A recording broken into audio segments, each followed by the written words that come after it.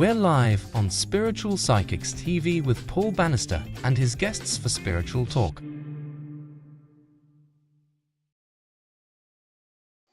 Hello and welcome everybody to Spiritual Talk here on SPTV. It's so fantastic to be back, and I'm super excited that I've got, and I know I say this every week or every 2 weeks, I've got a great guest and I'm really excited, but I am so privileged doing this podcast, these interviews that I created well over 2 years now. I've had so many fantastic guests, and there's also been a process with me. They've taught me so much, and I'm so humbled that I've met so many great people from the spiritual community. Guys, it's lovely to be here. It's Thursday evening, 6 p.m. I guess some of you guys are eating your dinner, but don't go away. Stay tuned. We've got some great information coming, and because we've got another great guest, and I'm so excited about our guest tonight. And I always do my research on my guests, and this particular guest has got so much energy, so much enthusiasm. And she was interviewed recently on a podcast, and one of the words the lady used to interview our guest tonight was she's very genuine. So I'm really quite humbled, and this lady is very genuine. I totally agreed with this particular lady. Actually, I think it was a Malibu medium. So if you're listening, hello to the Malibu medium. And actually, I'd like to say a few hellos. I can't see the comments coming up yet, guys, but I'd like to know if you're there watching and joining with us on this experience. Hello, Pima. Hello there, all the way over. I believe you're in Holland. So hello to you. Just come and say hello, guys. And remember, this is an interactive experience. Please feel free. I know I'll be, well, if you leave me to it, I'll just be talking to my guest all night. So just come in with your questions, have that interaction, and our guests give up their precious time, because we're all juggling life experience. We're all juggling our things in our lives. And for this guest to give up their time, or our guest to give up their time, it's brilliant, and I would take full advantage of that. Christine said hello and good evening. Let us know where you're coming in from as well, guys. Joanne Lewis has put hi, Sir Richard. We have royalty, and Richard's just said that is his official title. So we'll wait to hear from the king to see if he's been knighted this year round in the Christmas honours. Hi, Trudy. Good to see you on here. Hi, Krish. And she's put hi, Paul, Richard, and the rest of my SPT family. And I've been watching some of the other programs on here, and there's so much variety. I really enjoy it. Hi, Cindy, coming in from Canada. And Cincinnati, if I can get my teeth in to pronounce that properly. Ohio. Wowzers. And Stace, good evening. SPT. I can't do that, Stace, I'm sorry, but all the way from Sherwood Forest, dodging the arrows of Robin Hood. And good afternoon to you, Debbie, as well, coming in from South Wales. Awesome, beautiful part of the world. And I'm not going to sing because I can't sing. I'm actually, again, I heard this the other day. Someone was being interviewed, and a part of their mediumship for another level of evidence, they actually sing, and I'm completely tone deaf. It's not going to happen. Hello, Brandy. And hi, is that Sabina? Hello. Oh, sorry, Siobhan. Oh gosh, did I tell you I was this? From Ireland. Awesome. And I just think you put the same one back up, Richard.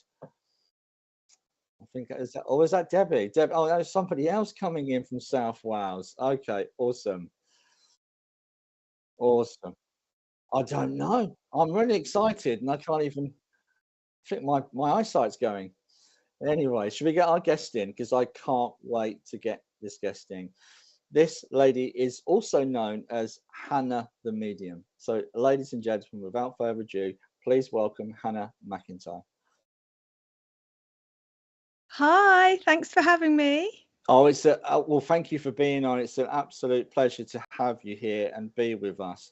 And Richard was just saying before the show, apparently you blanked his, Yeah. I know. Ghosted by a medium. Ghosted by a medium. How funny was that? That was But you're here. We've got you. I'm here. Whoops. Hi. And quickly, just going to quickly say hello to Daniela all the way from Hull. Hello, Daniela. But thank you for joining us here on Spiritual Talk. Can you give us a little brief insight? Now, there's no such thing as a brief insight into mediumship. Of me. Well, I kind of want to know how your journey started. Well, I'm not one of those people that was aware of spirit as a child. I was going through life blissfully unaware, and in fact having quite a miserable time when somebody I work with brought my grandfather through and blew my mind. I was working as a PA at a music school, nothing to do with spirit, and one day she just said, "Oh, I've got your grandfather here," and I was like, "Your what?" And she did a spirit link for me, and she said, "Oh, you're shiny, you should come to my circle." And I thought that I was going as Okay. yeah, I thought I was going just to watch. I thought, yeah, I'll be an audience member. I'll watch these other people do their stuff. That sounds really cool. And didn't realize that I would be expected to work. And in that moment, realized two amazing things: that spirit is available to everybody and that they're just there. You don't need to be anything different than who you are and what you are to be able to communicate. And it just started a passion with me that is relentless, is probably the word that I will use. I love that. But it ignited something within your soul that this maybe was your calling, do you think? Well, do you know, I've had a lot of resistance to the term calling, because I always felt like if it was calling, it would be a bit more epic, like an Yeah. effigy in your room with a scroll and a beard like Gandalf going, "Hannah, we need you to be part of the Yeah. team." But yeah, absolutely, Paul, you're quite right. The calling is just the love of it. Yeah. There's the passion for it, the fact that if I could do anything in my spare time, it would be mediumship. If I could do anything for fun, it would be mediumship. And I'm lucky that I get to do it for my job. Yeah. Yeah. And you do so many things as well. And one of those things that you do, and it's for free because you can access your podcast for free. Yep. And what's your podcast course? Let's go for the plug straight away. Mediumship Matters. And it's very successful, I hear, as well. It's doing better than I ever thought it would. I have to say, it's reaching top 10 all around the world in the spiritual charts, and we just hit 200,000 downloads, so it's doing very well indeed. Not doing too bad. Not doing too bad at all. Now, you was being interviewed on the show. Oh, sorry, you was interviewing somebody on the show. But one of the things you were talking about was your ability to connect to spirit world, and something that I truly believe in. And now this is quite controversial, so we're going straight into this. Good. That you believe that we can all do this. Now, I am absolutely on board with you. I believe it's something to, whether it's to a more lesser or a better degree, I do believe passionately it's something that we could all do. So why have you come across that, or how did you come to that belief? Because there'll be a lot of people at home be thinking, yeah, it's great listening to mediums, but I can't do this. But wouldn't it be so empowering to people that we can all listen to Uncle Bob or our late grandmothers coming through with that cooking recipe? That would be amazing. By the way, in my mediumship, I've never had help with a recipe. I would love that. But I have actually. Oh, okay. Well, just shows well, when I first started working with spirit, I left the music school and I had a cooking business, so I had quite a lot of assistance and inspiration from spirit with recipes. Funny you should say. But yeah, I do absolutely passionately believe it's available to everybody, and that doesn't mean that everybody's going to want to be a platform medium like I am. Not everybody wants to show off and be on stage, but spiritual connection and communication is for everybody. It's available to everybody. The ability to heal is in everybody. Spiritual guidance is there for everybody. Unconditional love and support from the spirit world, there for everybody. And you're right, Paul, it would change the world. Yeah, it would change everyone. Well, I mean, do you remember the first time that you recognized that you had your first contact, and how did you feel? Because it is an amazing experience. It was for me. Well, the first spirit that I was ever aware of, except for my guide team, which I mean, when my guides first came in, I would just cry and cry and cry. And everyone in my circle would roll their eyes and go, oh God, Hannah's guides are here again. Because it's unlike anything else, isn't it? That unconditional love with no requirement, no, we don't need you to be anything other than who you are and what you are. It's certainly for me, it was unlike anything I'd ever experienced, and it was mind-blowing. But the first sort of non-guide spirit that I ever worked with, I was in my kitchen cooking, chopping potatoes with a friend of mine, and we were singing. We always did karaoke to pass the time, and you're peeling 100 kilograms of potatoes. You want something to take your mind off it. And this man just walked in the back door and sang Bohemian Rhapsody with us, but he was like an opera singer, and he sang it in this amazing operatic voice. And I was just there going, what? Wow. And then he went, thanks for that, ladies, and just walked back out the door, and I've never seen him again since. Wow. But that really showed the sense of humor for me with spirit, that they want to have fun. It doesn't all have to be the serious side of mediumship, which is valuable, but there's also a playful, inspiring, silly, fun side to spirit. So Stace has put a good comment actually. Hi Stace. I believe it's like anything we do. Anyone can swim or sorry, be a swimmer, but you have to learn how to swim and be taught by a coach. Mediumship is the same, just need a teach and practice. Totally agree with that, Stace. Yeah, agreed.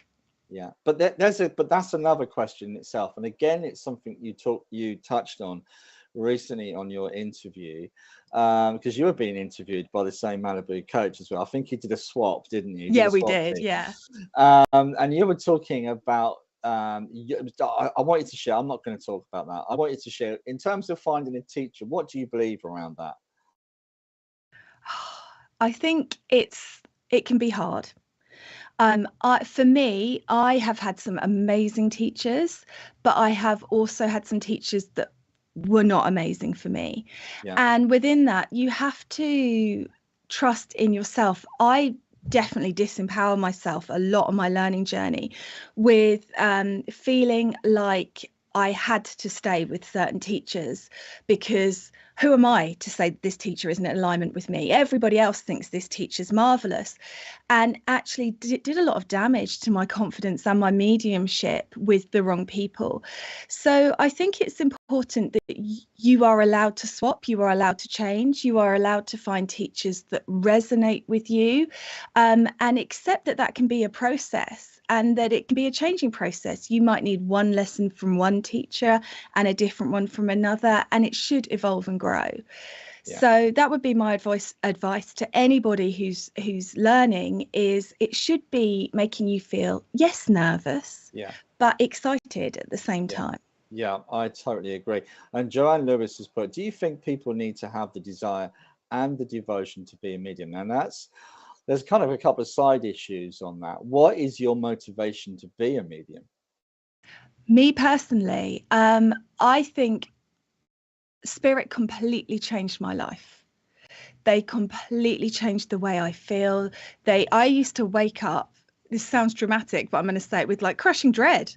I used to not understand what the point of any of this was. It just seemed painful, difficult, monotonous, and the world felt like it was full of horrible people. And I understand law of attraction and that what I was creating for myself in my reality, but that's how it felt to me. And spirit gave me hope.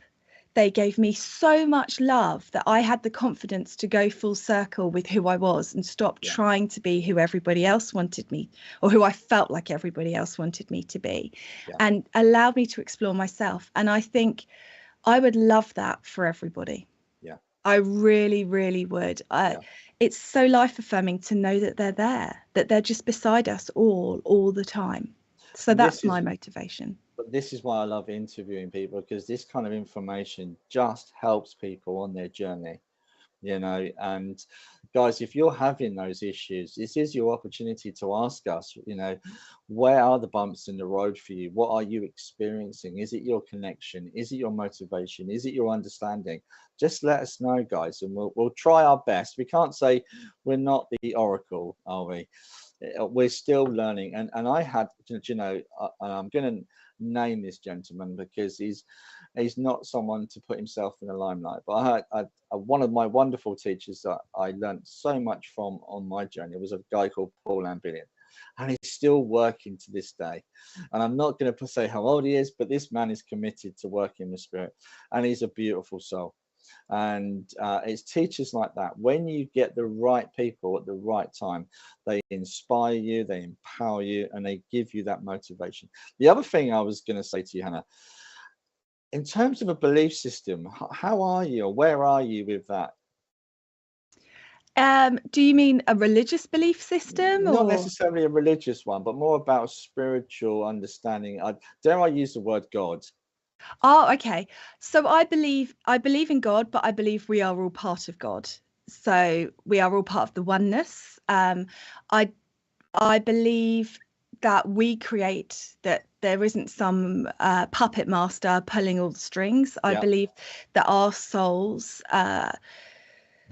choose the journey for us, and we create the path as we walk along it by our choices, our decisions, and our vibrations. And then we go back to spirit and we share everything with everybody, and everybody learns from each other's journeys.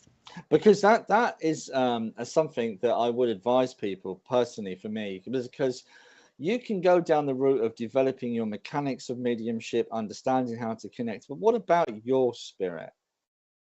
And a lot of that, your connection comes through you, and that connection with the heart. Laura's asked a great question here. We'll try and answer this, Laura. I know I have the gift, but can only connect with spirit in my dreams. Any suggestions how to hear spirit while I'm awake, please? I would stop trying to hear spirit. I think that's one of the biggest misinformations out there, is the language that we use. Now, I use it too, because how else are you going to describe the experience that you're having? But when you grow up like I did, watching Medium on the TV and Ghost Whisperer, you think that spirit are speaking. Spirit do not have voice boxes. They are not speaking. They send an energy to us, and we perceive that energy. And I think that's a collaboration between us and the spirit world. So I don't think spirits say, right, we're going to talk at Hannah right now, and then we're going to send Hannah a feeling. I think it's my energy interpreting an energy the best way I can. And so when we are asleep, it's easier, because the part of our brain that is critical, that is resisting, that thinks we can't do this, is out of the way. So we can just receive. So what you need to do, Laura, is try, and I know it's a big try, but try and get out of the way and try and just accept that spirit are beside you. They're beside you right now. They're not coming in from any distant land. They walk beside us every day. So if they were stood right beside you right now, in this moment, what would you be feeling? What would you just be knowing? And not worry about hearing it as a voice, and not worrying about seeing it as a picture, but allowing it just to be an experience through you might just help. So I hope that does.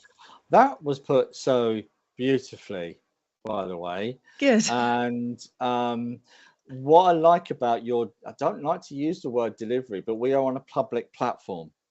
And to educate and to help people, you need to come across in a certain way that you're kind of not making it too much mysticism around it, and you're breaking it down into actually how it works. And I love that. I mean, for me, in my experience, when I first started to feel spirit as a child, I was just aware of something being there, and it wasn't until I was older I started to see.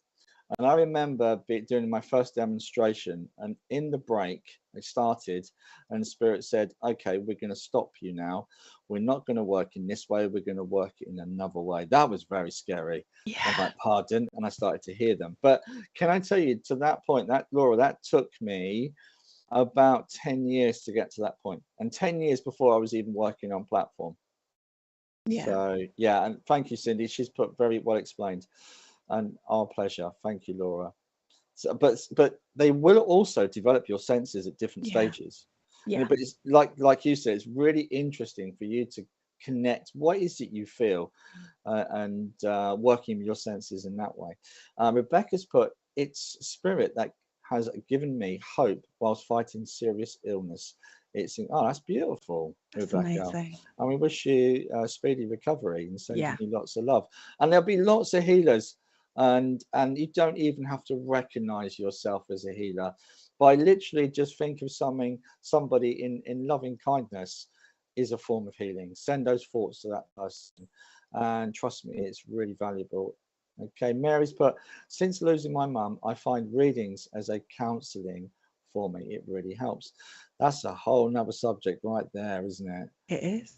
Because there is a part of mediumship that is like counselling. Yeah, definitely. And do you think, in terms of people that work in practice, there should be something around the ethics of mediumship when someone's paying you? There's a level of expectation, and how many? Okay, I'm going to share this little story. I'm sorry, guys, but please placate me for a second. There was a lady that came to see me who had a terrible car accident, and I'm going back about 5 years ago. She went into a coma, and when she woke up 2 weeks later, her mother had died. She went to see a psychic, and a psychic had said to her, "Your mother decided to give up her soul to God so that you could live on. She traded places with you," and she spent 5 years in guilt, carrying that guilt that happened. And I never forget, she walked through the door. I didn't have no idea. Her mother came into my ear and she said, please tell her it's a load of old rubbish. And that's all I heard. And she said, oh my God, it's been on my mind, and it kept me awake at night. I can't imagine the pain that person's been through. Mm-hmm. How do we get through that? How do we stop that? I don't know, Paul, is the honest answer, because I mean, this is part of the reason why I started my podcast. I would love to tell you that it was all just because I felt inspired by spirit and I followed the light, and the light led me to my podcast, but it wasn't. It was rage. Yeah. Because I was so absolutely furiously livid with a medium that I had seen online tell their audience that the loved ones in spirit need them to share to all their groups because that builds a bridge to the spirit world. And I watched it and I thought, I misheard that. I didn't hear what I thought and I watched it back later and I did hear them. They said it all the way through their live, that if you want to hear from your loved one, you've got to share this, because that's the people that share, they will build the energy with the spirit world. And I was furious and I was raging and I couldn't believe it. And I was so shocked and I was so upset. And the next day I woke up and I was still annoyed. And I said to spirit, oh God, I'm supposed to be better than this. I'm not supposed to be ragey and angry. I thought that was the spiritual journey was supposed to be all fluffy. Yeah. And they said, well, what are you going to do about it then? And I said, what? And they said, if you're not happy with that, what are you going to do to change it? And that is how I decided to start my podcast, because I wanted to educate people about the accessibility of spirit to everybody, but also the reality of how it works. So it is an absolute problem. Misinformation and people who haven't done the work on themselves, getting validation from doing mediumship to people and not dealing with their own stuff. So it's a journey. It is. Could you see that? Can you see that message from Michael? Hi, Michael. Yes. He's put, oh my God, those mediums need to go away. Totally agree. And hi, hello to you over in America, Michael. Hope you're well, and it's good to see you on here. Okay, moving on. Richard's just made a comment in my ear. We're gonna. Oh, okay. La la la la la. Yeah, but moving on.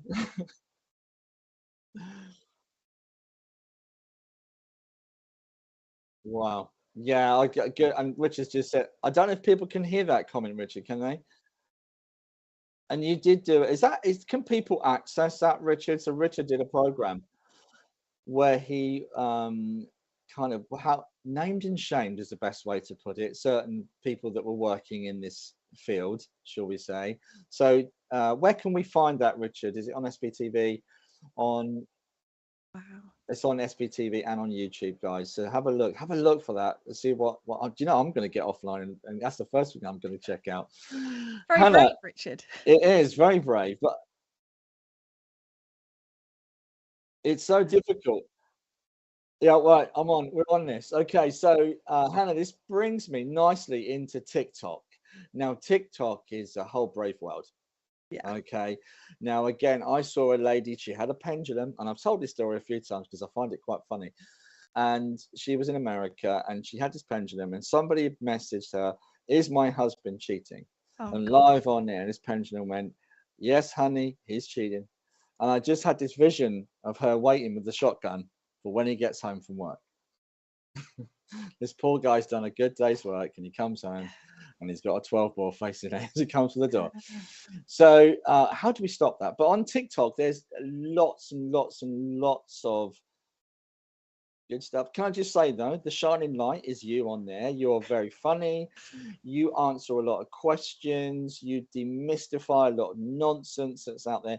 By the way, there's also one of you actually headbutting this screen at one point, but it was a very good point that you made. And it was about someone's father, wasn't it? And this is the kind of thing you don't remember, do you? You've made so many. And I love where the people where you've done a demonstration, these people pop up in the audience. Yeah. So how can we find you on TikTok? Is it just Hannah the Medium? It's just Hannah Medium, yeah. Hannah Medium. Check out Hannah Medium on TikTok. Very, very funny. Oh, thank you. No worries. Okay. Do you work more psychic or medium? Cindy's asked. My favorite is evidential mediumship without a doubt. But I work in a variety, and I do believe at the start of any spirit link, we start off psychically and move into the mediumship frequency, because at the beginning you are reaching to check there's a spirit with you. And if you're reaching, you are not in mediumship. Mediumship is receiving only, not seeking.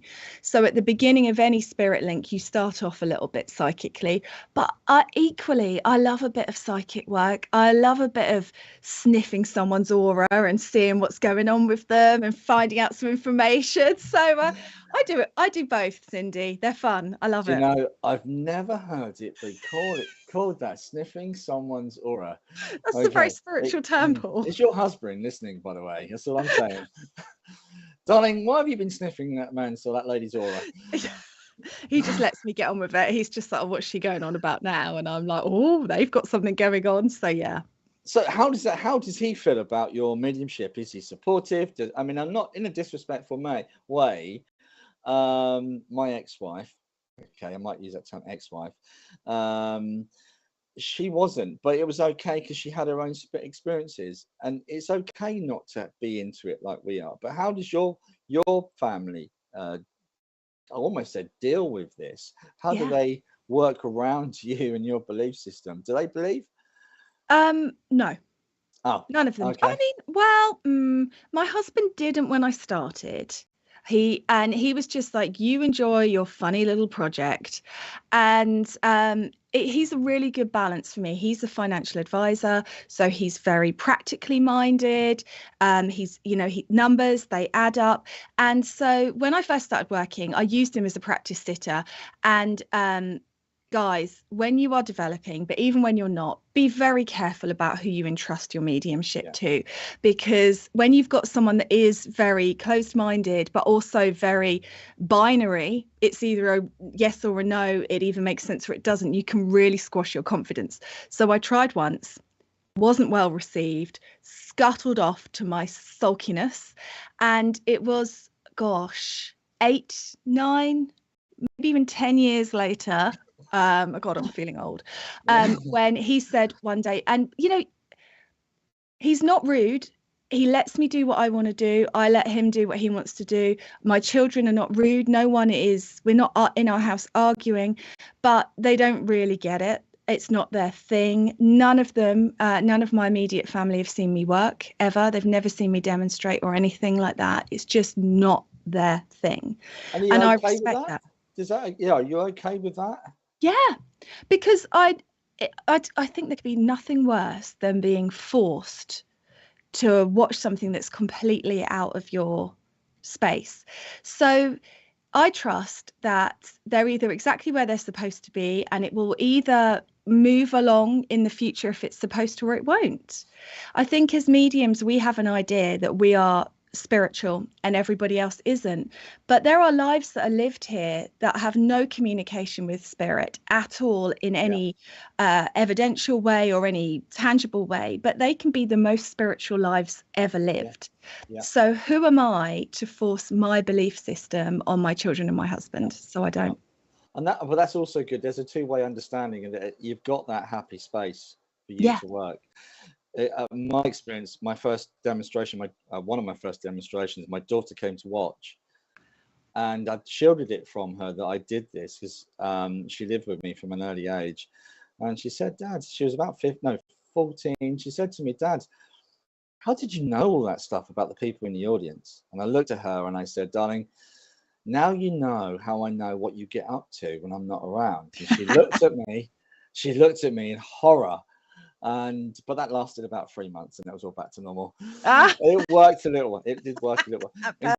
Krish has made a great comment. Many mediums don't understand the impact that they have on lives. So many people. Absolutely, Krish. And there is a responsibility. And it's really, and I guess recommendation is one way of finding ethical people, people that have been to someone they can recommend their standards. Hi, Barry. Oh, sorry, that's Lee. I always call Lee Barry and Barry Lee. Honestly, when you have been working, by the way, I've known Lee for about 10 years, and I still call him Barry first. What is that about? Could be a past life, Lee. I don't know. When you have been working evidentially, I think that's what you mean. Has there been a moment when you had the chills as you got something so right and unknown, which made things airtight, so to speak? Yeah, I mean, there's been loads of evidence, but I didn't get the chills. I didn't get the amazing, because it's not about me. Yeah. And this is the thing with mediumship. God, I would love it. I would love it if I could feel like I was doing a good job. But I'm a Capricorn. I have a heavy dose of imposter syndrome. So I have given people moments like that that have been amazing. But for me, it's the weirdest thing. I did a spirit link. May I give an example, Paul? Of course, please. Yeah. I did a spirit link for somebody, and I knew their husband had passed of a heart attack. I knew he was lying on their kitchen floor. I knew he was found at home, and I knew that they called an ambulance. The ambulance got there, and they were doing CPR on him. Yeah. And I could see him stood beside his body, and I'd never seen it like that before. And he was saying to me, "I couldn't come back. I knew that I was done." Yeah. And so I just shared that because that's what I was receiving. You trust in the spirit, you go with it, you follow it, you give out what you're getting. And I didn't realize until they messaged me afterwards where there had been a delay in the ambulance, and then the ambulance staff had done some things that they'd allowed them to do, some bits that they felt they shouldn't have, and it had meant they'd stopped compressions. Okay. And so that little throwaway comment to me that didn't feel like much, to them was completely transformational, because ever since he had passed, they had thought, I shouldn't have let the ambulance do that. There should have been something else we could have done. So for me as the medium, it doesn't feel like much. You'd think it would come in with a light going, and you'd be like, this is a good one. But it's just part of the picture that you are building in that experience. And it's only afterwards that you find out how meaningful it is. Yeah, absolutely. And that's really important. Absolutely important. Hannah, I've got so many things that I want to talk to you about. But I kind of want to go down the route, and there's a lot of developing mediums and people that are interested in mediumship. So let's go down that route and talking about mediumship. How does your connection work with spirit? Did you just have that instant connection, or was it something you built up over the years? And how did you enhance your connection? Big question, sorry. Good, no, I love it. I started with spirit guides. The circle that I started in was spirit guide connection, and I worked with spirit guides for about 8 years before I moved into evidential. And at that point, I believed that spirit guides was how my connection worked, and I wasn't an evidential medium. So when I first started working, I worked with spirit guides, and I have to say I had quite an easy ride of it, because they were just there to me and communicating with me, and I'm good at talking, you may or may not have noticed, and so that's a massive part of being a medium, is you have to be able to have a thought and transfer it into words. And that's the biggest part, really, is being able to explain the energy that you're receiving. I'm very good at speaking, I'm very good at talking, I've always been a good orator, so that bit came quite easy to me. And so when I started with spirit guides. I had a great connection with them and working with them and getting messages from them. And I kept thinking, oh, I wish I could do evidential, and I wish it would come for me. And it took me a long time to realize that if I wanted it, I had to sign up for courses. Yeah. I had to put myself in that place. Yeah. And then for evidential, it has definitely been a case of practice, analyze, analyze, and working out how it all works, because I don't think there's much information out there about how good evidential works. There's lots of information about how it should be, but no one tells you how to get there. And there is this air of mysticism, though. Yeah. And that's what people, forgive me for saying this, spend the bucks. It keeps them coming back. Yeah, because some people create this air of mysticism, and no disrespect, I get it, people are trying to make a livelihood, but I kind of feel like I want to break that down, which is one of my motivations for doing this kind of work. And one of the things I wanted to say to you is something I was very aware of, is your communication ability. You have an amazing voice. And guys, I would ask you to shut your eyes and listen to Hannah at home. She has an amazing voice, and you're very good at connecting with people. And I definitely believe this is something you're meant to do. Thank you. Absolutely, 100%. And you're also, we're quickly going to go into, are you still doing a school? You're looking to, so can we just touch on that quickly? There's a question there that I really want to come back to Mary, so don't go anywhere, Mary. We're going to come back to you on that one because it's a great question. Sorry, well, Hannah. No, it's fine. I believe that, you and I and all of us who are working with spirit now, we are the result of a generation of mediums where a lot of the information has been held back. And that's across the board, with a real hierarchy of mediumship. Even the term that everybody uses, gift. Like, I've got a gift, I can communicate with spirit, you haven't got that gift, but I'm the special one. And we're rising through that. And I do believe there's a massive breaking down and rebuilding of the spiritual community, which I know Richard is a massive part of. I'm sucking up to him now. I'm sucking up to him. But stick around. Yeah, but there is this, it's really, really important. And so I started a school for people who want to learn to develop, with teachers who want to lead from the heart, who want to teach, who want to give it everything that they know to everybody, so that everybody can grow. Yeah, there is a part of that in terms of, with a lot, there's an ego trap as well on the medium side, and I think that's really important. Forgive me for saying this, but I'm not special. I'm not. Okay. Yes, I've been fortunate in terms of connecting with the spirit world to give messages that help heal people, inspire people. I'm just a messenger. It doesn't make me special. I support Norwich, so you have to forgive me. Okay. So we'll move on quickly. Just quickly, Mary Butcher, what a great question. And I'll say why, because I've had a problem with this word spiritual. What does it actually mean to be spiritual? To me, we are spirit beings. We have a spiritual body. So what does it actually mean? Yes, I think to answer your question simply, yes. What do you think, Hannah? Yeah, I completely agree with everything you've just said, Paul. You can be spiritual at any age. And what will happen probably if you've never felt the presence of spirit with you, which I assume is what you mean by this question. When you look, because if you'd have asked me when my friend brought my grandfather through, I'd have said, nope, absolutely not. I can't communicate with spirit. Now, when I look back, I can see all these examples of spirit with me that I just completely missed. Like, for example, when I was a child, my mum took me to the doctor because everywhere we went, I could hear people calling my name. Yeah, and that, absolutely, and that comes down to the understanding of how communication works, which is what I wanted to touch on that, because, and again, a term that you used on another podcast, the word subtle. And I always say to people, the energies are subtle. And there's another thing there, right there. You need a little bit of commitment. I know modern lives, we have busy lives, etc., etc. But there is a level of commitment. Now, I'm not saying you've got to become a guru and sit up a mountain and meditate to whoever. You know, it's just taking a few moments for yourself.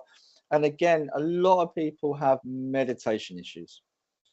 We'll come back to that in a sec, Mary. But what do you think around that when people say about meditation, Hannah? Don't bother. Oh, yeah, see, I knew he was going to say that already. I kind of loaded that question. I'm a nightmare, sorry. That's okay. It's brilliant. God, the amount of time that I spent judging myself, because there's this line, isn't there, of meditation, and we're all trying to get there, and we're all like, am I meditating yet? Am I meditating now? Is this meditation? Is this what meditation feels like? Oh my God, I fell asleep, so that wasn't meditation. And all the time we've got all of that resistance. It just gets in the way. Now, if you want to work with spirit, you have to make sure that your energy is as clear as possible and you know your energy. So if you don't want to meditate, or you find meditation difficult, make sure you spend 20 minutes a day just sitting with yourself, not scrolling on your phone, not reading a book, not watching TV, just being with yourself. Go for a walk. Anything that's going to defrag your energy. So spirit always show it to me like a massive chalkboard, blackboard, depending on where you are. If you think of that as your energy, then everything that's going on with your energy is written all over it. So when you want to communicate with spirit, they will always write on your chalkboard. But if your chalkboard is covered in writing, then they're going to have to find the smallest, tiniest space to be able to write on. And then you'll say, well, I couldn't really hear them. I couldn't really feel them. So the number one thing, and everybody wants to be off with spirit. Nobody wants to be present with themselves. But that is where you need to be to get yourself as clear as possible. Not completely clear. That doesn't exist. To be able to work with spirit. But I don't meditate. I do it once a month, if that. No, but you shouldn't beat yourself up over that, because a lot of people have this illusion about, and I know you're demonstrating me. I know you are you doing London soon? Yeah. No, honestly, I should charge you for these plugs, shouldn't I? You should be on commission. Where are you going? Holborn. And how can we buy tickets? Sorry, it's on my website, hannahmedium.co.uk. Boom. Okay.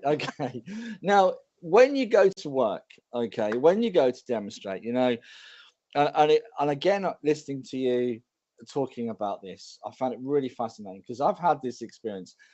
I was literally late to a demonstration and the car had broken down. I was even stepping in for another medium, and I literally, because it was a wooden floor, I literally slid in front of about 60 people. Hello, everybody. Oh, yes, I'm doing the mediumship. So such and such can't make it. And I tell you what, it was like, boom. So I hadn't prepared. I hadn't put my mind to spirit. I'm like, oh, my God, this is terrible. And here I was, boom, straight into spirit. What does that? What is it within me? Is it me taking my mind out? Maybe. So I've got no fear, no anxiety about the build up. Is it straight? You're going to work straight away. You know how to work. You've done it a million times. And there you go. You're in spirit. I think it's the first, actually. I think the longer you pause, the more resistance you create in your energy to be able to communicate. I just taught a load of beginners on my school, and the first session, and they were all really happy in the Zoom room. And I went, right, you're going to work now. Off you go. And they all went, what? No, sorry. I didn't come here to work. I'm only just learning. And I went, no, this is how you realize that you can do it, is jumping straight in. And it's a ridiculous idea to think that on an evening when I've got people coming in, that I'm going to be able to get myself into an altered state beforehand. Every time I sat and I tried that, because I did try it because I was told that I had to, and I am quite a good girl half the time. So I did try, and I sit there, you can't meditate when you can hear the audience talking. So the best thing to do is just get out there, not prepare. I was told by one of my teachers, with the best intention, to play, very spiritual music before I went on stage. And one of my friends, Kim, she just came over to me as she was doing the tickets, and she went, what is this? I won't repeat her expletive. What is this music, Hannah? It sounds like a funeral home in here. And we put on Black Eyed Peas, and the vibration lifted and everything felt more energized. And more positive, and it made it easier for me to work. And that was such a mind-blowing moment for me when I realized that actually in trying to fit in my idea and what I'd been told about what I needed to do to work, I was actually holding myself back. And that's an interesting comment that Michael has just mentioned, because on so many levels, music can raise our vibration. Yes. And I found, if I can pronounce this properly, Ludovico Einaudi. He's a modern day composer, mostly a pianist, but his music just transcends and takes you into a different, and it raises my vibration. And for me, it helps. But how do we change our vibration as a person, Hannah? How do we, like you said, your words were, I'm a good person most of the time, or good, something like that. Now, what about those dark times? Because we can't be angels, can we? We can't go around. So, I mean, I have to just say, I just want to add here, Paul, that my raised vibration music is Eminem and Iggy Azalea. I listen to rap. And so, I mean, I love to sit and listen to Where I Sit Is Holy. And I love to sit and listen to very spiritually aligned music, but not when I'm going to demonstrate. Yeah. Demonstrate is an active energy. You don't want to be falling asleep in a meditation zone. You want to be kapowing.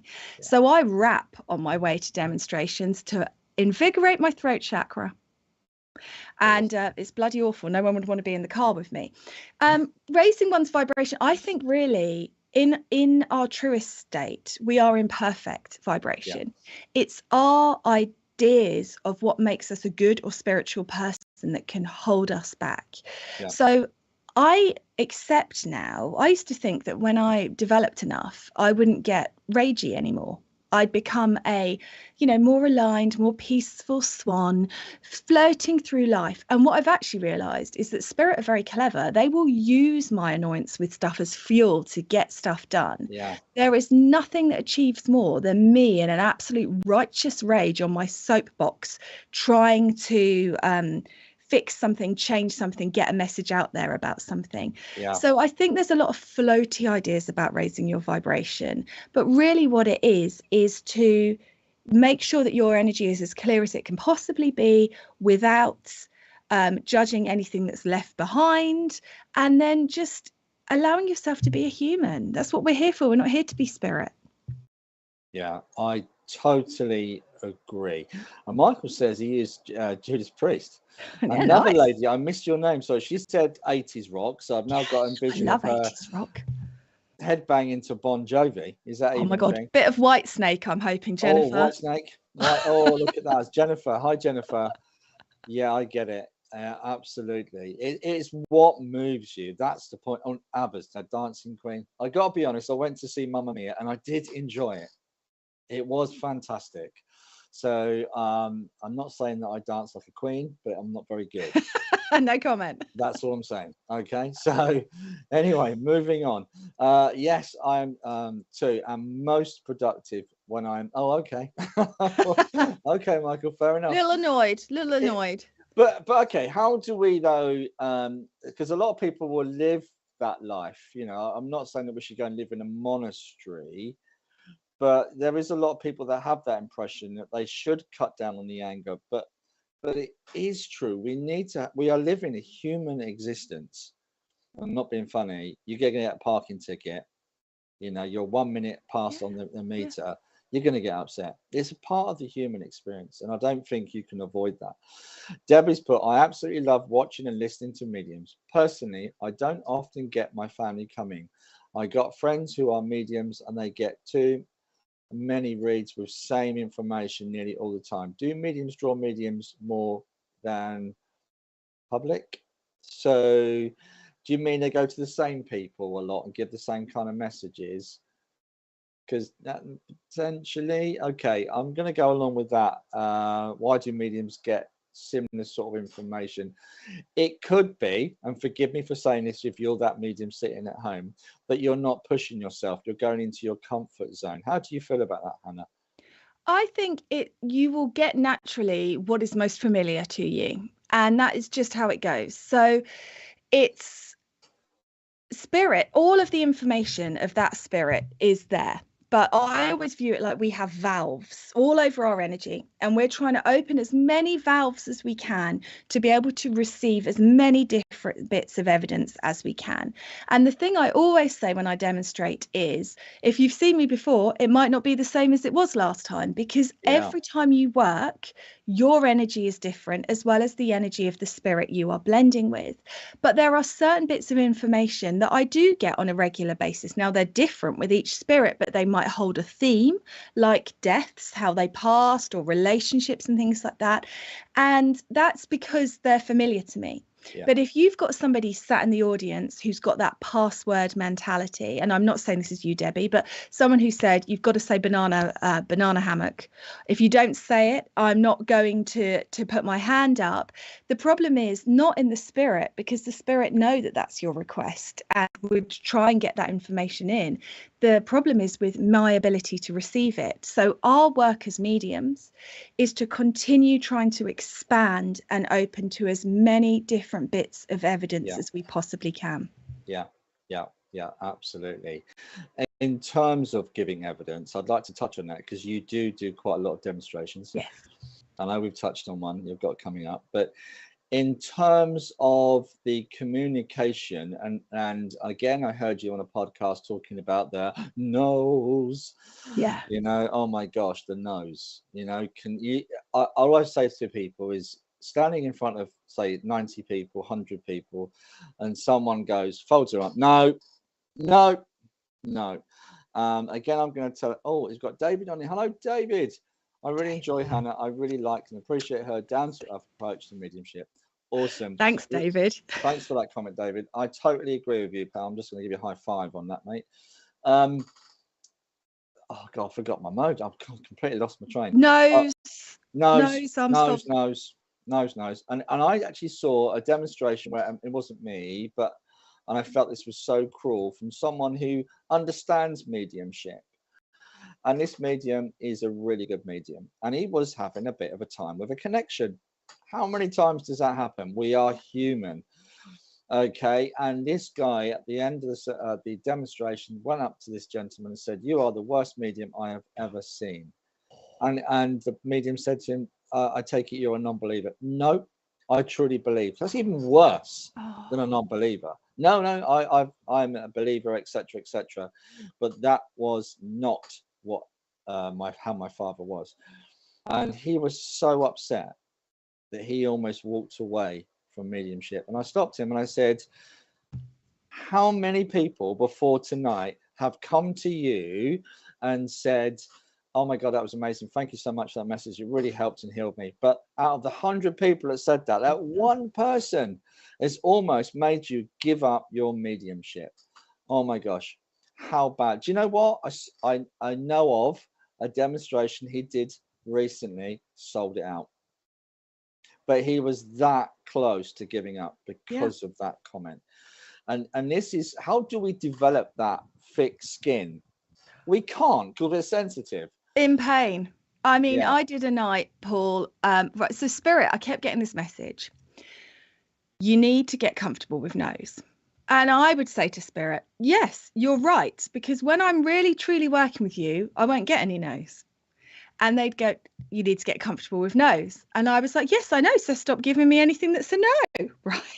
Yeah. And when I was first developing, because I'm not affiliated with any church or anything like that. So when I wanted to practice demonstrating, I had to invite everybody to my home. So I started doing it with friends. And then I started inviting friends of friends. And of course, it was a big pressure, because if you're in a church, if you've got that lovely community, you can stand up and do one spirit link and sit back down. When you are inviting people out for an evening, you've got to run for an hour to make it worth their while coming out. And I had a night where I got nothing but no's, and it was horrendous. And everybody in the audience was doing this face at me. And I wanted to run away, and it was horrendous, and everything, it just got worse and worse and worse. And the more I doubted, the more my connection ebbed. It felt like Spirit were like the other side of a football field in the fog going. And I was like, and it was awful. And I quit mediumship. And I went and sat on my sofa and I cried for 2 days with a blanket around my head like E.T. eating Toblerone straight off the bar. And I was like, Wow. right, F mediumship. I'm done with it. I can't do it. It sucks. But it called to me. And I started thinking, yeah, but maybe if I'd said this differently, and maybe if I'd done this differently. And then I thought, oh, well, I'll have another go. Yeah. And one of the biggest things that I have learnt as a demonstrating medium is sometimes we do get things wrong. That we're having an energetic experiment. We're going to get in the way sometimes. Yeah. Sometimes I get a no to something and I turn to the spirit and I say, what was that? And they go, we don't know. That wasn't us. That was you. And I go, oops, that's perfectly natural. Don't beat yourself up for it. But sometimes when you get a no, or you get a spirit that no one takes and there's a tumbleweed, if you are a demonstrating medium, do not make it into a joke. Yeah. Do not say, oh, the spirit's got the wrong medium here, because spirit are intelligent. Yeah. Spirit do not just rock up randomly. And I once saw a medium work who went, wrong show, go find another medium, and sent them away. And it broke my heart, because that was somebody's grandma. And they might have been sitting there thinking, oh, I really want to put my hand up, but I'm too nervous. And it was a really big lesson for me when I had a baby in a demonstration come through. And it was one of my really good bits of evidence. I knew his name, I knew what was on his gravestone, I knew what he was buried with, and I knew how he died, and no one took it. And there was like a tumbleweed. But now, instead of that pulling me out of my power, I will stay with that spirit and I will honor that spirit and I will still give their message. And I'm so glad I did, because at the end of the night, his mum came up to me and she'd waited 21 years to hear from him. And she was so devastated that she couldn't bring her hand. She couldn't stand. She was just collapsed in emotion. And so if I'd done that thing and gone, oh, well, send him away then, wrong medium, wrong show, imagine the experience and what she'd have carried with her. Yeah. So no's can be no's because you get things wrong. They can be no's because your sitter has forgotten a piece of information or they don't know it.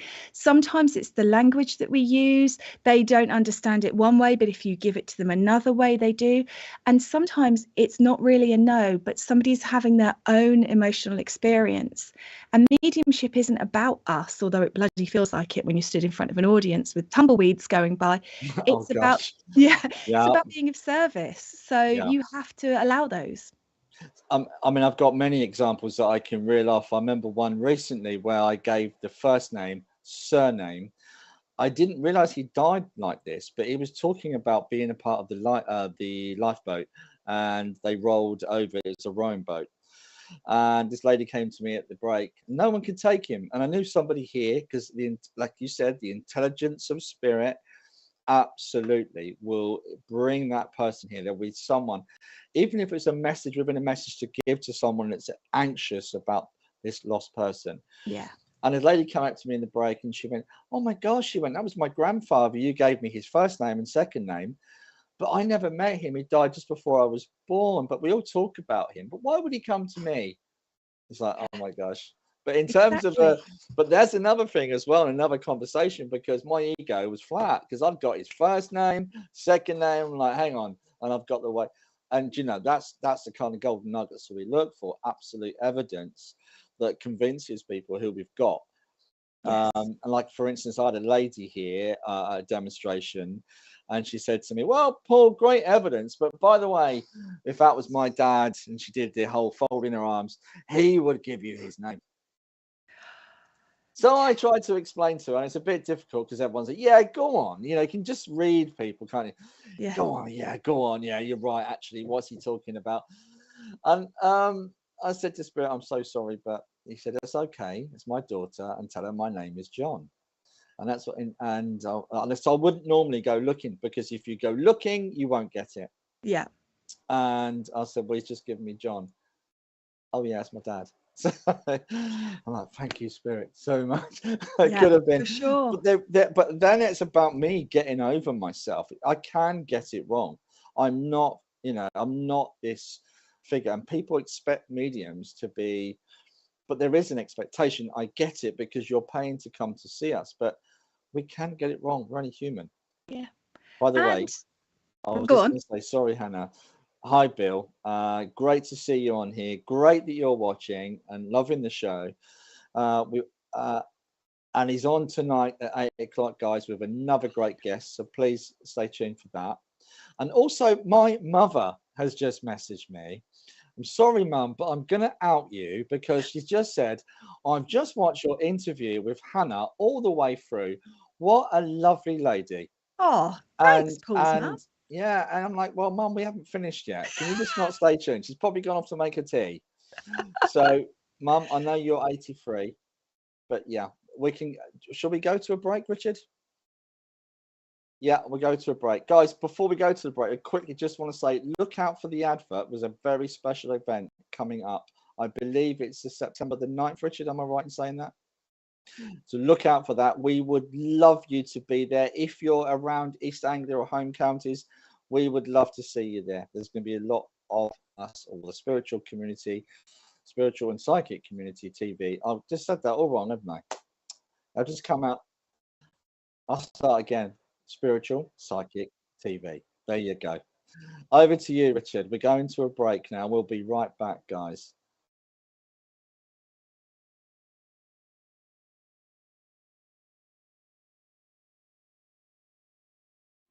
Spiritual Psychics TV presents a wonderful evening of mediumship and trance. Our evening is hosted by Nick Brown with guests Bill Hughes, Glenda Marie, David Hale, and Minty May. Our exciting event is being held at the Little Port Village Hall, which is in Ely. The date for our magical showcase is Saturday the 9th of September. The price is only £10, which includes refreshments. For ticket information, please visit myspiritualevents.com.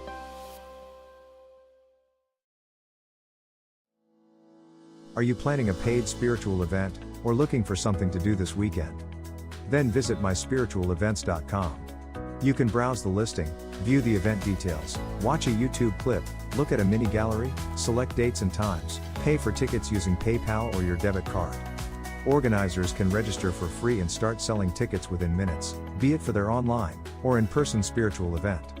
As an organizer, you will have access to your own admin dashboard, which will display information such as your income and your bookings, all in a simple and user-friendly display. It's free to use. Join and upgrade to an organizer. Come and visit us at myspiritualevents.com. Nadija Bajami, a proficient strategic hypnotherapist, mind coach, grief educator, accomplished Reiki master, and gifted psychic medium, extends a warm invitation to join us on an exploration during a 4-week introductory mediumship course. As a special privilege, this extraordinary opportunity is being offered to our esteemed VIP members without any associated costs. Immerse yourself in the art of refining your innate talents and finding balance in communion with the realm of spirits. The course begins on Sunday, November 5th, at 7 p.m. via Zoom, and details will be placed in the VIP lounge. For more information on becoming a VIP, visit sptv.uk.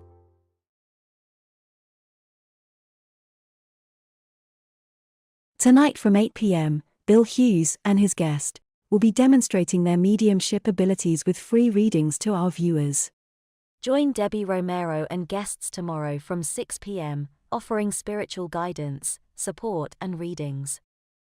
Tomorrow night from 8 p.m, Marcus Lapser joins us for an evening of mediumship readings and development.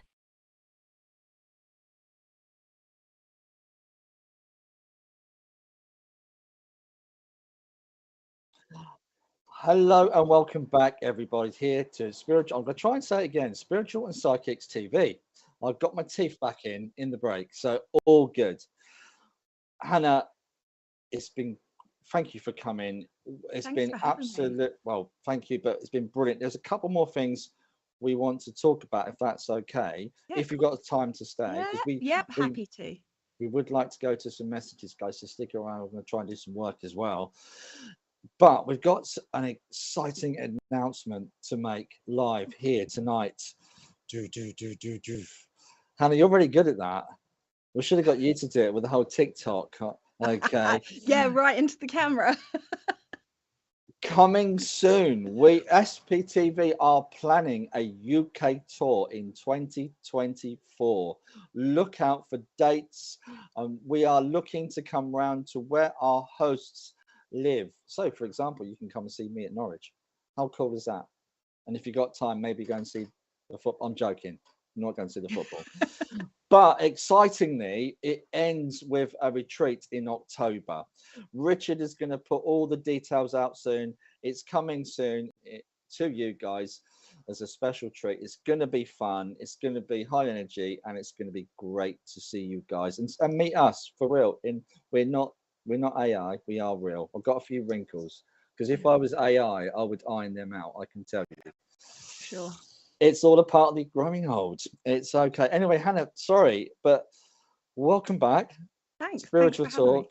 We have talked about so much, and we kind of digressed a little bit about that dynamic with when we're demonstrating, and there is a level of responsibility for the sitter.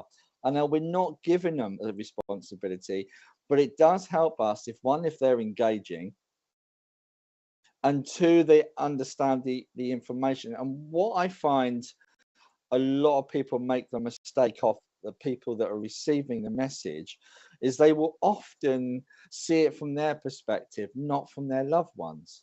And they forget how they're, sometimes when I'm describing this gentleman or mum's personality, no, mum wasn't like that. But to mum, hang on a minute. Yes, I was. I was quite funny. And my jokes were really good. But of course, to you, they were really bad jokes. But there is that whole dynamic. How do you work around that? Now, you hear mediums say some stuff that can be a bit negative, or can you take that away with you and maybe find out? That's really hard, isn't it? Yeah, I think it's about allowing yourself to be fallible, but it's also about allowing your sitter to be fallible. I did a reading once with this lady, and her dad was talking about a clock that he'd got for his retirement, and she was saying no clock, and her dad was going, there's a clock. And I was saying, he's very stubborn, your dad, isn't he, because he won't move. And she went, yeah, no, if he believes something, that was it. And I was going, yeah, he's still talking about the clock. And she was going, I can't take the clock. And it was on Zoom. And just off screen, her husband came in and went, the clock there on the mantelpiece. And she went, oh my God, yeah, that clock. And it was in front of her. She turned her phone round to show me it. And so I think it's such a stressful thing when you have a reading. It's like mastermind of your loved ones, and you're there and someone says, I've got your nan here, she's a woman, and you go, was she I don't know, oh my God, it's my nan. And I think this is really important to recognize is, as the medium, you are having a very vulnerable experience. You are offering your vulnerability to somebody, but for the sitter, it is also a roller coaster of emotion. I know when I go to watch demonstrating mediums, I'm there going, oh my goodness, this sounds like my loved one. Is it my loved one? Oh my goodness, it sounds like my loved one. And there's a bit of me that's excited, and there's a bit of me that doesn't want it to be them, because it's a lot of pressure. So I think it's about an allowing of both sides. Did that answer your question, Paul, or did I go off on a rabbit hole? It does, because I think people need to understand the dynamic between it's almost like a triangle. Yes. You've got the communication coming in. You're that third party giving this information. They're not perceiving it actually as they would, that their spirit would have believed it to be. So then you've got that mismanagement or that misunderstanding within the dynamic of that. And I think that's really important for developing mediums to not, again, we talked about the no's, but to that misinformation that isn't always right. There was a question before, but I'm just going to say this, guys, for Richard. Marcus isn't on tomorrow from 8 p.m. He accepts it was his mistake. I'm not saying nothing, Richard. Stace. That's like not replying to an invite, Richard. Yeah. Yeah, okay. Yeah, it's the same thing. Yeah, well, okay, guys, you can kind of guess what's going on there. Anyway, Stace show celebrating her 3 years on SPTV. Congratulations, Stace. That is a milestone. Well done. That is brilliant and great. Debbie, hi, Debbie. I have a question, please. An hour before my son passed in hospital, he came out of his body to visit my mum. She felt him pass through her. I didn't know this as she was at home at the time. We was with our son at the time, and he passed an hour later. How is that possible? As wouldn't he have died if his soul came out of the body? Why did he do that? Very interesting. I'll let you answer. I've got a theory. Okay. Do you want to go first? I'll go if it's okay. I'm Look, ready. listen, Hannah, you're my guest, so please go first. Ladies first. Debbie, first of all, Debbie, I'm so sorry for your loss.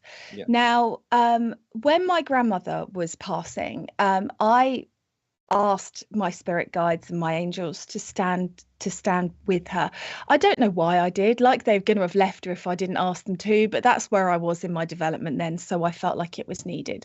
Yeah. And my nan was quite stubborn. She didn't give in. She had a real sort of up and down passing that took a lot longer than we were expecting. And one morning I got up and I was cleaning my teeth, and I felt Archangel Michael, funnily enough, stand next to me and say, "Your grandmother has passed." And I said, "Oh, okay, so I'll get a phone call then." And he said, "Well, no." And I went, "Sorry, what?" And he said, "Well, no, her soul has passed to spirit, but her body may continue going for a little while." Mm-hmm. And I was like, "Are you kidding me? Like, how long?" And he went, "As long as it is." He said, "Sometimes medical intervention can keep the body going after the soul has passed on." And I was like, "So I've got to, just wait." And he said, "Yeah." And luckily for me, Debbie, it was that afternoon. So it was about 5 hours later, I got the phone call from my mum to say that her body had stopped. But I do believe that in some circumstances, the soul transitions before the body stops. Yeah. Well put. And I can put this down to an experience that I had at the Norwich Spiritualist Church. And I doing a psychic evening to raise funds for the church. And I never forget this, because I remember the information was so clear, and it was such a beautiful connection with Dad.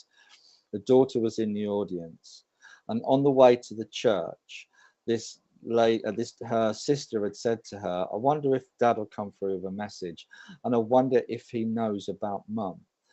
And she told me this after the service. Now, in the message, in the demonstration, Dad said to me, "Can you tell my daughter that Mum is here nagging me already?" And it turned out that Mum was already in a coma and she passed the next day. So, but Mum was almost over there. So absolutely, there is a level that the soul is already gone before the body actually passes.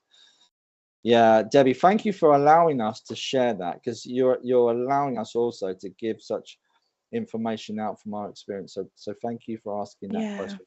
No questions are off the table, guys. Just ask away. Yeah. Okay. Although obviously personal ones. That's what I'm saying. Depends. Okay. Moving on. No, we got another 20 questions, Richard just said, and it's been so amazing. I also want to do some messages as well, guys. How do you feel about that, Richard? Shall we go to messages? And if so, we can start. Guys, let us know if you want messages, or should we give it to the audience, Richard? Yeah, guys, what do you want? Yeah, come on, guys. What do you want to do? Do you want messages? Although we can't ask Hannah to work. It's not fair to ask Hannah to work. We might be able to sway her, I don't know. But don't be. I'm not even sure what we're doing. I'm just here for the ride. I'll just ride along, whatever. Oh, okay. Okay, we're giving them. Wow, so interesting. Thank you, Arlene. Thanks, Arlene. Thank you. We're just giving you the chance, guys. Do you want to ask more questions, or do you want to go to messages? Let us know. That would be lovely. Rob, what would be lovely, Rob? Okay. Readings. All right, let's do some readings. Hannah, how do you feel about doing a double link? Have you ever done that live? Oh, I'm so rubbish at those, Paul. Yeah, I know. They can go particularly bad. They with double links, you can go fantastic, or they like crash and burn. We need to call the fire brigade. Yeah. So, oh, that's a good idea. How about that, Hannah? Yeah, I won't put you on the spot. That's a really good idea, okay. Richard. How about you? If any questions come in, you can answer the questions, and okay. I'll carry on with the messages. So, guys, please let me know if you want a message, and I'm going to connect to the spirit world. Hopefully I'm not going to bring anyone through for you, Hannah, because I'm very much aware of your team behind you, by the way. Absolutely. Are you aware of your own team when you're Yeah, they're just always there heckling. They are. Heckling. Absolutely. And I love your background, by the way. Is that a real background behind you? Because I love those stairs with all the fairy lights. Thanks. They've actually fallen down a bit, which has been irritating me this entire chat. Blue tack. That's what I'm saying. Blue tack. Okay. Okay. So, okay, going to go for this. We're going to connect. Okay. See who's got coming in. And I'm going to connect with you guys. So keep your messages coming in. Okay. Oh, okay. Oh, okay. I've got an interesting one. I'm not sure who I'm connecting to because I'm seeing it as a bit of a story. I know I've got someone that would have passed in a car accident here. They're giving me the information, and I know it would have been a difficult passing in terms of what happened to them in the car accident. Okay, maybe I'm with you. Is that Tanita? Do I pronounce that rightly? Tanita? Would you understand the... I love double links. See, Stace has put... You can keep them, Stace. Oh, did you hear that, Stace? Hannah has spoken. Okay. Okay. This gentleman's blushing as well. Okay, that's all right. That's right.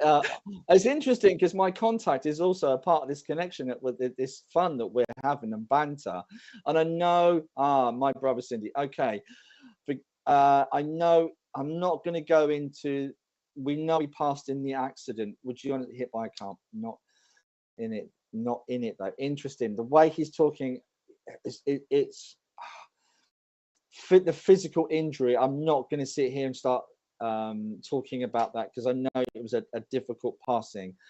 All I can say around that has his okay, thank you, great sense of humor, this young man. But okay, there's loads coming on. We're just going to keep this going. I've also got the May birthday that connects to him. He's talking about the May birthday, and there's also an anniversary. I want to go to the 18th, around the 18th as well with this connection. Also, I know that you would have had, there's someone close to him, I believe, Mum, that's had a, oh, okay. Not sure if I'm with you, Martin. I'm not sure. I'm just going to keep going. Listen to the information, guys. It's really got hit by trucks. Oh, gosh. All I'm going to say, guys, is this young man does not want to talk about the impact on his physical body. All I know, it was sudden and quick. Okay, we know that this gentleman passed really quickly. The other thing, he would have been, he just said, do not describe me as a gentleman. Okay, a great sense of humor. He's really trying to give his energy, his sense of humor, his va-va-voom, if you like. And it's interesting we got Hannah in because Hannah has that and he has that too. And it's interesting. So maybe I'm bouncing off you with this, Hannah. That'll be interesting if you even know this contact. Film warmth now. Okay, Martin, this could be for you then. I'm just going to keep going. My brother, 23. Yes, he is a young man. Absolutely. But do you understand the dates that I'm giving you? It's really important. May and the 18th he's trying to give me. Now, you could break that down into two, but I heard both. Okay. Also know that there's some kind of, oh gosh, he's also talking about the lady that would have passed it into the spirit with cancer as well, is with him very much at this moment in time because they come in together. Also, I believe that's his a grandmother as well as he comes in because she would keep him in order. Okay, she's again, a grandmother comes in carrying a black handbag. I know, okay, not the dates. Now, don't think I'm with you, Cindy. I have to stick with the information that I'm getting because it's really important that I don't deviate from that. Thank you, Cindy. Okay, I'm just going to keep going. And yeah, he's talking about Mum hasn't been too well here as well at this moment in time. Okay, my son passed in May on the 5th. Then do you understand the 18th as a date? Because I got the 18th and I'm not going to do 18, my lucky number. May, my birthday, and resonates. Okay, going to keep going, Martin. Would you also understand that, oh my gosh, there's so many of them coming in here from spirit side. I'm also aware of the young man that passed on a motorbike that would have been a friend of his. Have young precious souls in heaven both pass quick, decline and rare. Okay, there's another younger man that would have passed on a motorbike because he comes in carrying the motorbike helmet. Also, they're both taking the mickey out of each other, which I know they would have had that banter. Also, they're trying to give me what sounds like the name Joe or Joanne, but the name Joe I'm hearing. Also, I keep hearing this heavenly birthday as well. There's a heavenly birthday. You'd understand the heavenly birthday. As he comes in, he's so full of life. Life continues. Martin, if you understand this information, keep the flow going. Keep talking to us. We love to have your energy coming back, okay? Because I really want to work this. Also, he talks about a gentleman like Dad that's in the spirit world. He's talking about Dad, but I believe that's your dad and not his dad. Would you understand this, Martin? Oh, okay, thank you. I know he would have, again, this gentleman would have passed really quickly into the spirit world. He had a rare condition with his heart and gone over quite quickly. Would you understand this? So hard when you don't get that straight away. When you're in a live audience, it's lovely to have that chat and that repartee coming back, and it builds the energy. Both paths decline and rare. Okay, You're doing amazing. This is amazing, Paul. But it's interesting because it's almost like how it feels with their energy coming in. Yeah, Joe is a past pet from my youth years. Well, they give me the name Joe. Okay, unusual, but I'm going to keep going with that. But there is an anniversary. There's a birthday anniversary. There's a really important date because it's really interesting the way they're drawing in and close. I could take that. There's some kind of anniversary stroke celebration of family because a lot of family are coming in and around at this moment in time. My grandfather passed instantly of a heart attack on the day of birth. Okay, makes a lot of sense. This poor gentleman, because I can feel his energy. Actually, who is that? There is, okay, yeah.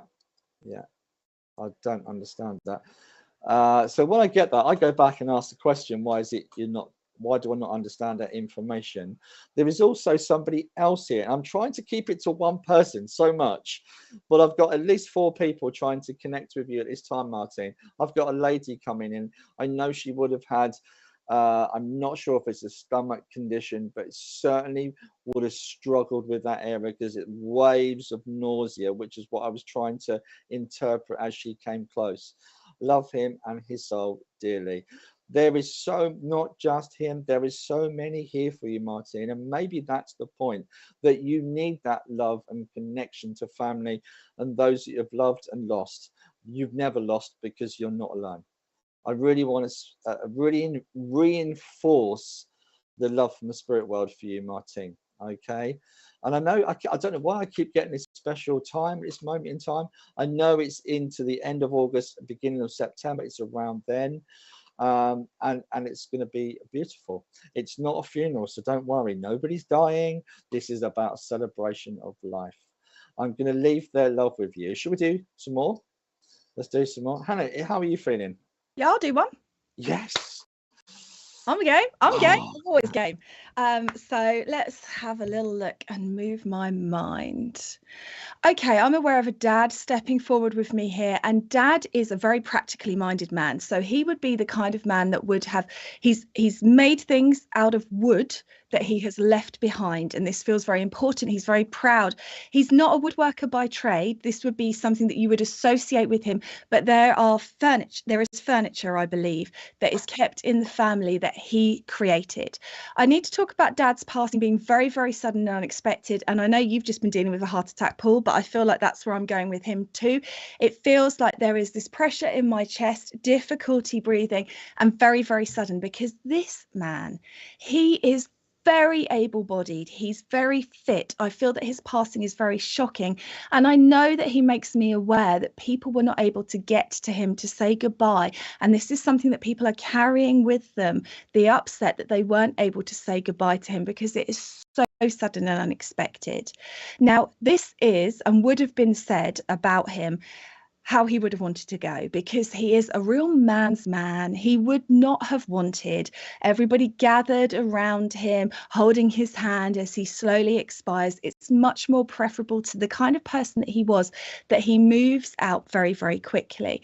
And I'm just I think that might be Martine's name on there just coming in, but there might be a connection with a Martin. Can I say? It sounds like you're bringing Joanne's put my dad. It could be my dad as well, Hannah. Okay, funny. Let me just see what. Okay, so let me just feel in with him here. So yeah, he's definitely a dad energy. I just saw a different relationship come up. This is definitely, he brings the energy of dad, and he's very proud of his position as dad and the man and the fixer, and this feels very important. He's quite a quiet man. When he's got something that's important to him that he wants to talk about, he would talk about it. But aside from that, I feel that he's the kind of man that would he like to take himself off. This is part of the reason that there's so many things that he made left behind, because he'd be off in his shed or his workshop making things and polishing them and varnishing them, and just enjoys that peace. But there is also a connection with him and football, so he wouldn't have been so quiet when he was watching the football. That feels important to me to acknowledge here as well. There's a real sense of him, a shared family bond here with that. Now let me just get something else, because I'm resisting here, Paul, because I'm worried that you're in the football and I don't want to. I used to be a football coach. So oh, did he? Okay. I did. You did. Okay. And did he get you into football? No, but he supported me. He supported you. Okay. Because I feel like that's the time that he makes a noise. He's not quiet when he's watching that, but the rest of the time he's pretty calm. He's pretty chilled. Would you understand that with him? This could be also about Martine. Absolutely. And everything you said, the woodwork, going in his shed, making the wood, making the furniture, restoring furniture. I'm not going to say anymore, because there's a watch carried on that was his, passed on. Got it. You've got it. Okay, I asked him for something so that we'd know. Now this is really rude, guys, sorry. Me and Paul are going to do some work together. Okay, so there's a feeling. Do you know why? Because my mum is watching. Oh, of course. Is she back? Good. She's back. Mother's back. I'll persuade her. Okay. So Mrs. B, it's really important to acknowledge here that although it's shocking for everybody that's left behind, it's exactly how he would have wanted to go. And he keeps saying this to me. It feels important to acknowledge that everyone is so shocked. Have you got a sister as well, Paul? Yeah. Oh, yes. Yeah. Because I feel like he's wanting to acknowledge more people in the family and people not being able to say goodbye, and people saying goodbye in their own ways, because your family's very close then. There's a real tight-knit bond here. Yeah. Because I also want to acknowledge that you would have done your own things to say goodbye to Dad. So this is more than the funeral. There would have been things of the little gathering of the hub of you, is how I want to put it, where he is there and people are saying things. And someone would have also written him a letter. Do you know about this, Paul? Or my daughter might have done. Okay, because I just feel like he's wanting to acknowledge that he sees what's written on the letter, and that feels important to him as well. So there's this real feeling of pride in the family and acknowledging that he sees you all, that he's part of your experience too. Now, he's talking to you now, Paul, because he's wanting to push you forward. Okay. So there's a feeling here of you resisting something that you know you need to do, and there's a feeling of you wanting to step more into the spotlight or doing more with your spirit work, and it's a hard shove, it's not a gentle push, Paul, of him coming in with you, but a real sense of pride and cheering you on, of how many people that you're helping and how many people you're supporting. So because he's a man's man, but he's got a soul, he's got a feeling, he's not afraid of his emotions, and he's not afraid to let me know how proud of you he is. There's a real feeling of that here. Thank you. Now,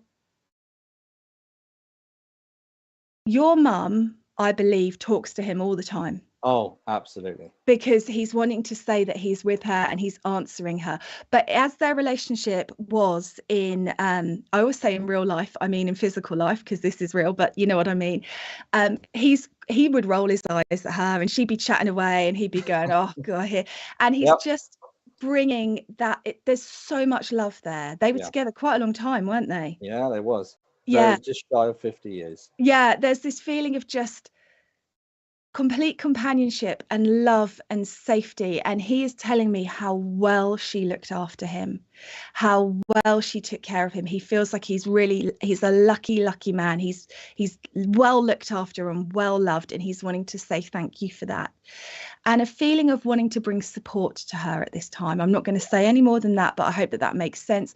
Wanting you guys to know that he is with her and with you all, and a huge amount of love there. Yeah. Well, sorry if that was really long. Well, I'm a bit gobsmacked and a bit emotional. Good. So that's not how it wants to be live on SPTV. Hannah Macintyre has just reduced the interview into a few tears. So thank you for that. Beautiful. No Do you know what? My dad, he did pass in hospital. He did pass quickly. But I was lucky enough to say goodbye to him. But it was about 3 hours before he passed. And I remember, this will make you laugh, I said, I love you, Dad. And he went, yeah, thanks. Yeah, thanks. Yeah, I love you, boy. No, but I know he did, because he did so much for the family. He was a real family man. So yeah, thanks, Krish. Appreciate the hug. And if mother, if you're listening, that's such a beautiful message. And Dad, we always tell him, Mother, Dad's always around. Yeah. And she smells him. She smells his tobacco smoke. And that beautifully brings us to what has been an amazing evening. And well, I just want to use the word genuine, because I'm quite moved by that message. You're a beautiful soul, Hannah Macintyre. Keep doing what you do, and don't let anyone get in your way. Thank you for having me. I've loved it.